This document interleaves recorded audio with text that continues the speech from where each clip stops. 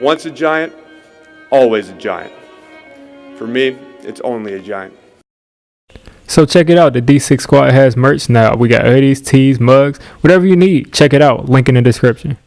What's going on YouTube? Diggy546. Now I just wanted to look at some film from the Cardinals game. A lot of people are trying to blame it on Daniel Jones. They're trying to blame it on Jason Garrett. They're trying to blame it on the offensive line. To me, everybody just had a bad day. So let's just look at it. So this first play is just going to show, like many Giants fans were saying, we've been lacking at the receiver position. We have been lacking. No one is getting open consistently. If Jason Garrett doesn't scheme them open, they're not going to get open. And this is just the first play. First of all, Darius Slayton has been battling an injury. So note that. But, I mean, he can't get open. He can't get open whether he's injured or not. And this is just an example of it. First off, safety's going to drop back. That's Budda Baker right in the middle of the field. And then it looks like they're going to send some pressure here. They only rush 4. Boom. But there's instant pressure. You got instant pressure in DJ's face. He tries to get it to the only guy. Now, you look at the screen. Look at the screen and tell me, where should he throw it to? Because I don't see anybody open. Now, Colt McCoy is so great, but where are you going to go with the ball? Where is he going to throw it to? So he goes to his only guy that's somewhat open, Darius Slayton right here at the bottom of the screen, with Patrick Peterson covering him, who's shut down the likes of DK Metcalf already. But let's go to it. Let's roll this. And the ball's out, and Patrick Peterson is already over his shoulder swatting it out. I mean, it's not difficult. No one's open. No one's open. No, not one person on the field is open. And DJ is already hit. He's already on the ground, and still no one's open. And, of course, the ball is going to be swatted away. So this time, I like what Jason Garrett did. He ended up motioning Wayne Gallman into the backfield. I already cut that part out, but he's going to get Golden Tate open. Why is Golden Tate our deep threat all game? Maybe Darius Slayton isn't healthy. Maybe you should elevate Dante Pettis. Maybe you should elevate Austin Mack. Either way, Golden Tate is our deep threat for some reason. He's a jump ball guy. He's 5'9". So, what he's going to do, he's going to scheme him open. Who knew he could do it? But he's going to scheme him open.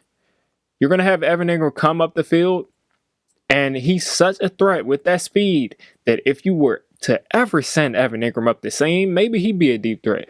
But we never see him go up the seam. Anyway, he's going to occupy 3 people. He's occupying 3 people. He occupied this safety. He froze this safety. And look at DJ looking right at him. Freezing Budda Baker. And at this point, he's out of the picture. Now, if we have a speed receiver, some receiver that's going to be able to really get upfield in a hurry, maybe Dante Pettis, maybe I don't know what I'm talking about. Maybe he's not that good in practice. But if you have a receiver that can get up the field in a hurry, this ball is going right here and it's a touchdown. But we have Golden Tate. So he's 5'9". He's going to go up for a jump ball and he's going to drop it. So guess what? It doesn't work one time. You just run the exact same play again. It worked before. You just couldn't make the catch. And you're going to run the exact same play again. So let's run it. Evan Ingram, across the middle of the field, occupying 3 guys. Again, the safety is slow to get over. And you would think with someone like, I'm pretty sure this is Budda Baker, you would think with an all-pro type safety like this, he would recognize this. But Golden Tate open again. And it's going to be another jump ball. Now, this time Golden Tate had a little bit more separation. Maybe the ball should go out further into the end zone. For all you people that think DJ doesn't have an arm, we saw him throw it like 60 yards to Darius Slayton a couple weeks ago. But this ball could have been a little bit further, but it's a jump ball again, and this time we just convert. We get in the end zone the next play.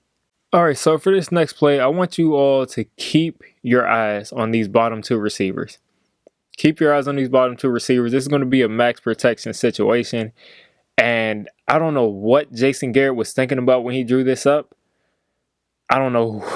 I don't get it. But let's run this play. You're going to have Shep run to about the 25 and cut back in here. And you're going to have, I think this is Golden Tate, going to turn around and run some lackadaisical hook route. But let's watch.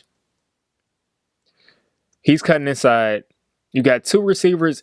You would kind of think maybe he'd bail out or maybe he try to work off of this route. But Golden Tate is going to, first of all, I don't like the way that he ran this route. I just don't like the way he ran this route at all. Maybe DJ is supposed to hit Evan Ingram here, but I don't like the way that Golden Tate ran this route. So let's watch it. He turns around lackadaisically, and he's just sitting there. And Sterling Shepard is running a route right in front of him. So it worked kind of because this linebacker or this safety, I can't tell at this point, but he was focused on Golden Tate, and that kind of opened up things right there. But I just don't like guys running in the same, I don't like them in the same throwing window. I want different throwing windows because right here, if Sterling Shepard can't make this contested catch, 1, 2, 3, 4 Cardinals are in the area. So I don't like that, but we converted. We stepped up out of our own end zone and we converted. So can't complain too much about it, but I'd like to see less of two guys in the same throwing lane. All right, so this next play, very controversial. This was the 3rd and 1 that everybody, I was in my stream yelling about it. We should have ran the ball on 3rd and 1. I think Wayne Gallman had just ran it for 9 yards. 3rd and 1. And we take a shot to Sterling Shepard. Now, I'm not sure whether I should blame this on Daniel Jones or blame it on the quarterback coach or blame it on Jason Garrett. But maybe Daniel Jones sees there's no safety help for Sterling Shepard and he just said, I'm going to throw it there anyway. But Jason Garrett, we might have to apologize to him because watch Caden Smith motion inside. He's going to snap this ball.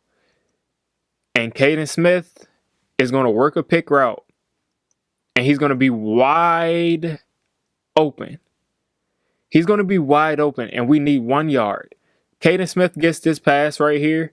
And he's turning up the field. And that's about 10 yards.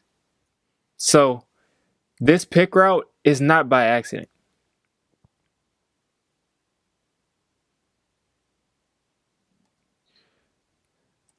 This pick route here is not by accident. This was meant to get Caden Smith open at the bottom of the screen, and he's open. So can I really be mad at Jason Garrett? Did Jason Garrett tell him Sterling Shepard is your first read? I doubt it. I think DJ just saw he wanted to take a shot. But Caden Smith is wide open. That ball should have been completed to Caden Smith, and we should have moved the chains. So overall, I think the offensive line in this game, they didn't play their best game, but they didn't necessarily have as bad a game as the stat sheet shows. We had a lot of receivers who couldn't get open, and we had a couple times where DJ just didn't see someone open. Also, Jason Garrett designed a couple of really head-scratching plays. But on this particular play where everyone is blaming Jason Garrett for making a horrible call, he's got a guy wide open on the pick route, and you got to think that Daniel Jones wanted to be aggressive on this play instead of just taking the pick route that was built into this play. So you guys let me know what you think of this week. I'm not going to say who's to blame, but do you feel that you blame Jason Garrett too much? Do you feel that you blame DJ too much? These receivers have serious issues getting open, and we're going to continue to see these kinds of things until we get someone else in here. But I just wanted to provide some insight so you guys can really know what's going on the field. So if you made it this deep into the video, I'm calling you a D6 squad member. If you're a D6 squad member, you got to hit that subscribe button. You got to turn on that notification bell. And listen, I make all kinds of content for NFL teams. So if you're not a Giants fan, don't worry. I'll cover your team. If I'm not covering your team, let me know. And have a good one.